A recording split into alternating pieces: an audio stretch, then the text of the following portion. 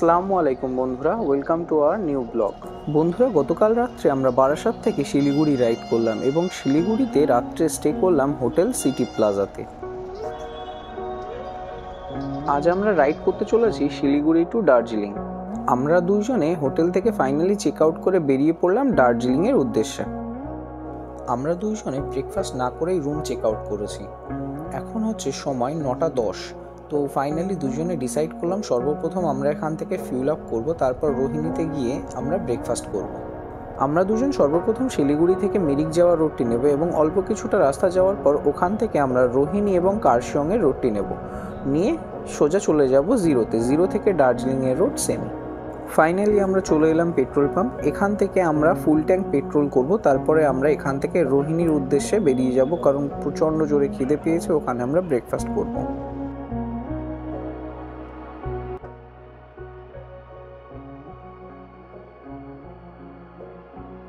Full tank petrol নেওয়া হয়ে গেল। এখানে পেমেন্ট করার পরে আমি দেখলাম ভালো করে যে এখানে কলকাতা থেকে 50 পয়সা করে পার লিটারে বেশি আছে।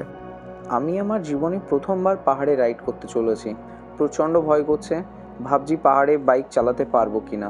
আর আজকের ওয়েদার কি বলবো, এত পরিমাণে কুয়াশা যে আমার গোপ্রোর সামনের যে গ্লাস আছে সেই গ্লাসটাতে দেখো কুয়াশার জন্যে ঝাপসা হয়ে গেছে।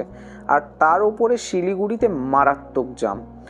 এই জ্যামের মধ্যে কোনো রকম সাইড দিয়ে আমরা শিলিগুড়ি থেকে মিরিকের রোডটা ধরে নিলাম এবং আমরা মিরিকের দিকে এগিয়ে যাচ্ছি। শিলিগুড়ি থেকে যখন মিরিক রোড ধরে বেশ কিছুটা এগিয়ে আসলাম, তখন দেখলাম রাস্তার দুই পাশে বিশাল আকৃতির চায়ের বাগান। এত সুন্দর লাগছিল যে কি বলবো। মিরিক রোডটি ধরে বেশ কিছুটা গেলে সামনে একটি চেকপোস্ট পড়বে। চেকপোস্ট থেকে ডান সাইডের রোডটি নিলে তোমার রোহিণী কার্শিয়ং হয়ে ডাইরেক্ট দার্জিলিং চলে যাচ্ছে। মিরিক রোড থেকে যখন আমরা রোহিণী এবং কার্শিয়ং রোড হয়ে বেশ কিছুটা এগিয়ে এসেছি, তখন আমরা পেয়েছি Rohini toll plaza. Rohini toll প্লাজাতে 10 টাকা করে টু হুইলারের জন্য টোল চার্জ।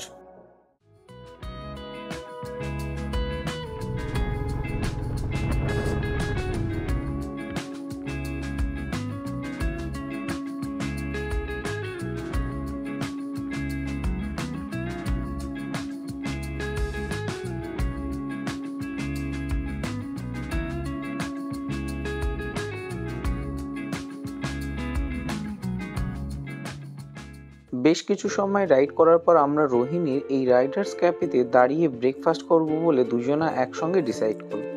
এই রাইডার্স ক্যাফেটি দূর থেকে দেখতে বেশ কিউট লাগছিল এবং এই ক্যাফেটির পিছন সাইড থেকে দেখলাম একটি ঝর্ণা নেমে যাচ্ছে নিচের দিকে। তো আমরা দুইজনে ডিসাইড করলাম এখান থেকে আমরা ব্রেকফাস্ট করব। আমার বাইক থেকে নামার আগেই দেখলাম ম্যাডাম ক্যামেরা নিয়ে ভিডিও করতে চললো।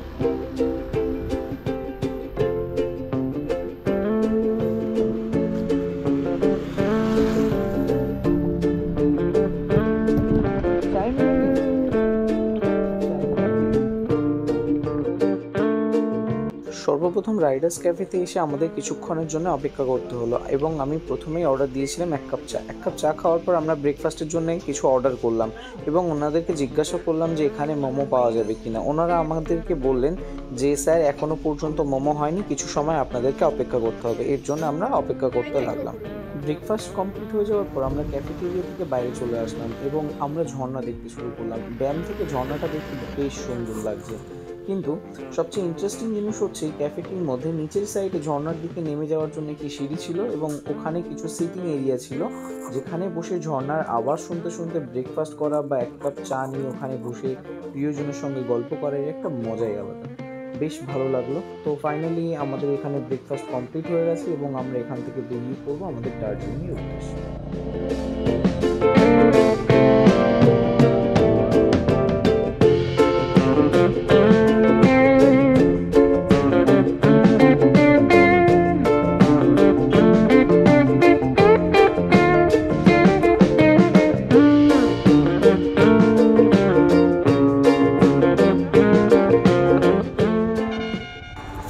তো আমরা রাইডার্স ক্যাফে থেকে বেরোনোর পর বেশ কিছুটা রাস্তা অতিক্রম করলাম এবং দেখলাম তোমার রাস্তার মাঝখানে কিছু লোকাল ছেলে মেয়ে একটি দড়ি নিয়ে দাঁড়িয়ে আছে। কারণ হচ্ছে ওদেরকে পুজোর জন্যে তোমার চাঁদা তুলছে, তো ওদেরকে কিছু চাঁদা দিলাম, দেওয়ার পর ওখান থেকে বেরিয়ে আসলাম। কিন্তু একটা কথা বলতে পারি, এখানে রোহিণী থেকে রোহিণী এবং কার্শিয়ংয়ের এই যে রোডটি না, এখানের একটাই প্রবলেম, সেটা হচ্ছে এখানে যে টার্নিংগুলো আছে না, ওগুলো বড্ড শার্প। আর সেকেন্ড হচ্ছে এটা প্রচণ্ড খাড়া রাস্তা। সেকেন্ড যে রোডটি আছে দার্জিলিং যাওয়ার জন্যে, ওই রোডটিতেও শুনেছি কম বেশি খাড়া রাস্তা আছে, কিন্তু ওটার পরিমাণটা কম। এখানে অনেক বেশি, এখানে প্রচুর শার্প টার্নিং আছে, ওখানে অল্প কিছু টার্ন আছে, হয়তো হাতে গুনে 2-5টা কি 6টা হবে, কিন্তু এখানে প্রচুর টার্ন। এই রাস্তাটা পুরোটাই শার্প টার্নিংয়ের উপরেই বেস করছে। তো একটু ভয় লাগছিল, যেহেতু এটি প্রথমবার ছিল, ঠিক আছে। কিন্তু সামনে আমি দেখলাম কিছু স্কুটি, কিছু বাইকাররা যাচ্ছেন, এখানকার লোকাল, তো ওদের কাছ থেকে দেখে দেখে আমি শিখে নিলাম যে ওরা কিভাবে টার্নটা নিচ্ছে, কিভাবে ওরা নামছে। তো একটা আইডিয়া হয়ে যায়, গাড়ি যারা বাইক রাইড করতে পছন্দ করে না, তারা দেখেও শিখে যেতে পারে, ওটা ম্যাটার করছে না। কিন্তু হ্যাঁ, এর মধ্যে আমি অনেকবার মিস্টেকও করেছি। তো কিছুক্ষণ রাইড করার পরে ফাইনালি আমরা পৌঁছে এলাম কার্শিয়ং। আর কার্শিয়ং থেকে যে অপূর্ব ভিউ, এটা জাস্ট মুখে বলা যাবে না। যদি ওয়েদারটা ক্লিয়ার থাকতো না, তাহলে আমি তোমাদেরকে ভিউ দেখাতে পারতাম। দেখো সেই দূরের পাহাড়, কিন্তু কুয়াশার জন্য পুরো ঝাপসা হয়ে আছে, আমি কিছু দেখাতে পারছি না। কাছাকাছি কিছু এরিয়া আছে যেগুলো দেখতে বেশ ভালো লাগছে, এবং আজকের ওয়েদারটা ক্লিয়ার আছে, কিন্তু একটু ফাগি ওয়েদার।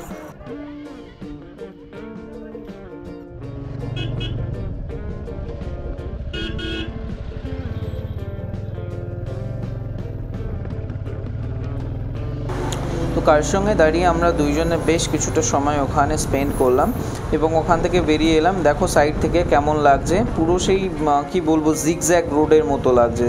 আর এখান থেকে সিনারিগুলো অপূর্ব লাগছে দেখতে। শুধু মনে হচ্ছে যেন রাস্তা যেন শেষ না হয়, এইভাবে যেন রাস্তা চলতে থাকে পাহাড়ের মাঝখানে।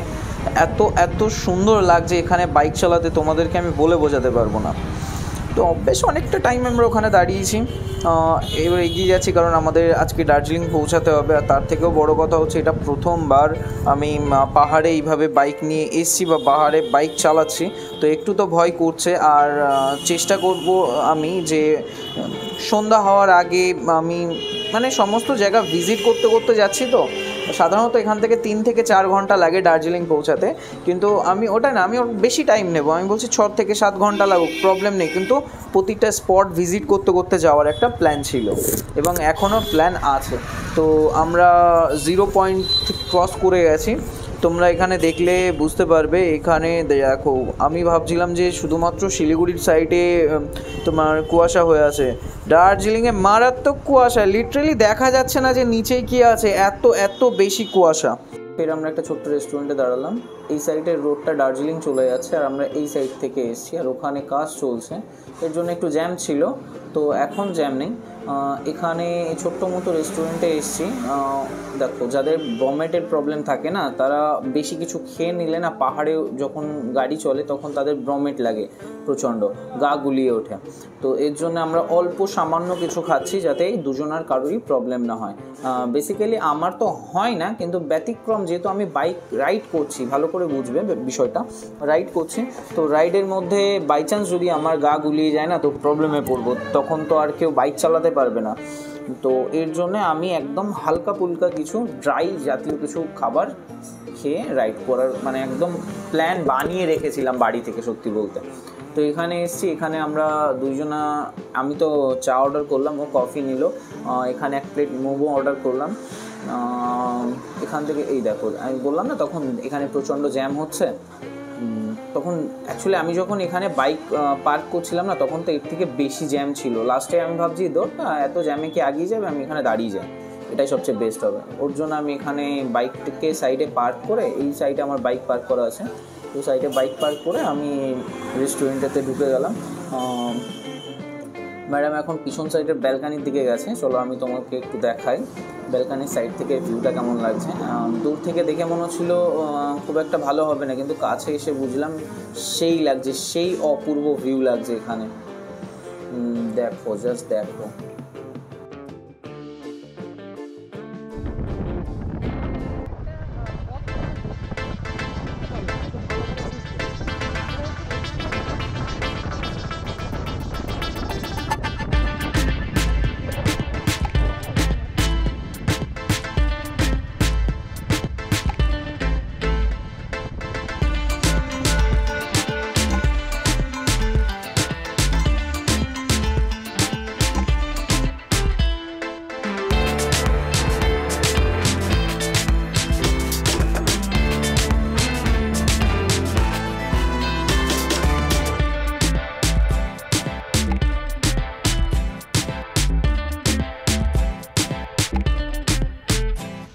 বন্ধুরা, তোমরা ট্রেন দেখে বুঝতেই পেরে গেছো ফাইনালি আমরা পৌঁছে গেলাম দার্জিলিং। তো মল রোডে ঢুকতে বেশ কিছুটা আগে আমরা একটি হোটেল খুঁজেছি। হোটেলের নাম হচ্ছে হোটেল নিউ বৈশালী। তো এই হোটেলটি আমার পছন্দ হলো। এখানে পার্কিংয়ের একটা ব্যবস্থা আছে, যেহেতু আমরা বাইক নিয়ে এসেছি তো আমাদের পার্কিংটাও প্রয়োজন ছিল। ওর জন্যে এই দেখো বাইক আছে, বাইকের সামনে শাটারটাতে ওখানে একটা তোমার রুম আছে, ওখানে বাইক পার্ক করতে পারবো। এটি একটা 6 তলা বিল্ডিংয়ের হোটেল। হোটেলটা বেশ নিট অ্যান্ড ক্লিন এবং সবচেয়ে বড় ফ্যাসিলিটি সেটা হচ্ছে এর মধ্যে তোমার লাঞ্চ এবং ডিনারের ব্যবস্থা আছে। তো এটি ছিল রিসেপশনের মধ্যে সবচেয়ে ইন্টারেস্টিং লাগলো আমার দার্জিলিংয়ের এই ছোট্ট স্টিম ইঞ্জিনের মডেলটি। তো চলো দেখা যাক হোটেলের রুম। এটি হলো হোটেলের রুম, যে রুমটি আমরা নিলাম। এখানে একটা টিভি আছে, ওখানে ছোট্ট একটা কাবার্ড আছে, এটি বেডটা বেশ সুন্দর, এটা ডাবল। আমরা দুইজনের রুমে প্রবেশ করার পরপরই সর্বপ্রথম যে কাজটি করলাম সেটি হলো দুইজনের মোবাইল চার্জে বসিয়েছি, কারণ দুইজনের ব্যাটারি লো। আর যেহেতু প্রচণ্ড ঠান্ডা তার জন্যে ব্যাটারি প্রচণ্ড তাড়াতাড়ি ড্রেন হয়ে যাচ্ছে। তো রুমের মধ্যে বেশ কিছু ইন্টারেস্টিং জিনিস ছিল, যেমন একটা বড় তোমার ওখানে মিরর ছিল, এখানে কাভার্ড আছে। আমি বলেছিলাম একটা এক্সট্রা ব্ল্যাঙ্কেটের জন্য, যেটা ওটা কাভার্ডের মধ্যে রেখে দিয়েছে। তো একটা ছোট্ট টেবিল ছিল, টি টেবিল, এবং তার পাশে একটা ছোট্ট সোফা আর ডাবল বেড তো ছিলই। বাথরুম হচ্ছে এটা, বাথরুমটা খুব সুন্দর লাগলো দেখতে, পরিষ্কার পরিচ্ছন্ন যেহেতু, এর জন্যে বললাম। আর গরম জলের ব্যবস্থা আছে, এর মধ্যে গিজার আছে। এবং যেহেতু প্রচণ্ড ঠান্ডা তার জন্য আমি ম্যানেজারের সঙ্গে কথা বলবো যে যদি কোনো একটা হিটারের ব্যবস্থা করা যায়। যেমন আমি প্রথমেই বলেছি যে এটি তোমার হচ্ছে 6 তলা একটা বিল্ডিং, আর আমাদের রুম দিয়েছে 4th ফ্লোরে, তো খুব কষ্ট করে উঠতে হবে। এবং আমাদের যে রুমটি সেই রুম নাম্বারটা ছিল 410। এই গলিটা চলে যাচ্ছে ব্যালকানির দিকে। তো ব্যালকানি থেকে আমি আর কি বলবো, তোমরাই দেখে নাও কি অপূর্ব ভিউ।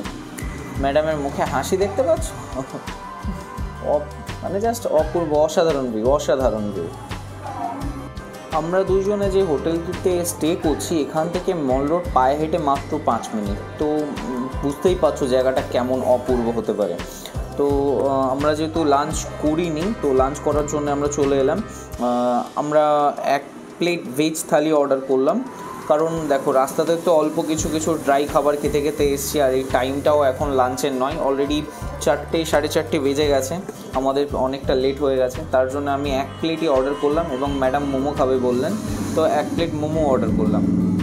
সমস্যা হচ্ছে আমি যখন ভেজ থালি মিন্স ভাত খাচ্ছিলাম, তখন ম্যাডাম বললো আমাকে গালে তুলে দাও।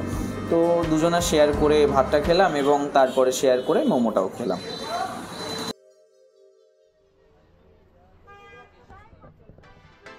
তো ফাইনালি আমাদের দুজনের লাঞ্চ কমপ্লিট হয়ে গেছে এবং আমরা এই রোডটি দিয়ে হাঁটতে হাঁটতে মল রোডের দিকে এগিয়ে চলছি। এই রোডটি সোজা চলে যাচ্ছে মল রোডের দিকে। এখানে ছোট ছোট কিছু বেঞ্চ আছে বসার জন্য, আপনারা চাইলে এখানে বসে টাইম স্পেন্ড করতে পারেন।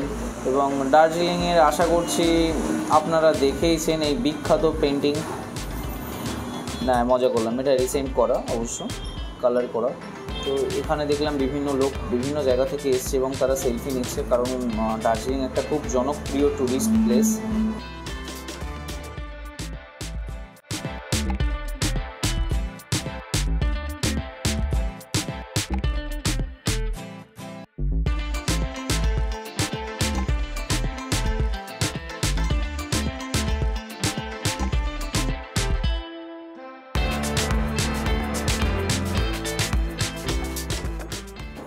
যখন আমরা দুজনে হাঁটতে হাঁটতে বিভিন্ন জায়গা ঘুরে দেখছিলাম, তখন আমরা দেখতে পেলাম এই গ্রিনারিজ বেকরি শপটি।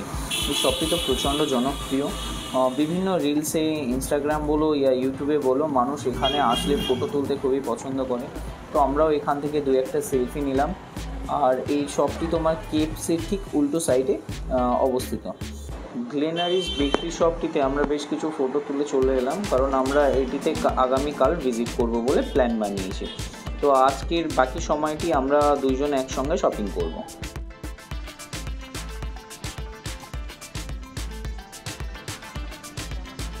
আজকের এই ব্লগটি আমরা এখানেই শেষ করছি। লাস্ট পর্যন্ত ভিডিওটি দেখার জন্য আপনাদের ধন্যবাদ। আপনাদের সঙ্গে ফের দেখা হচ্ছে আমাদের নেক্সট ব্লগ ভিডিওটিতে।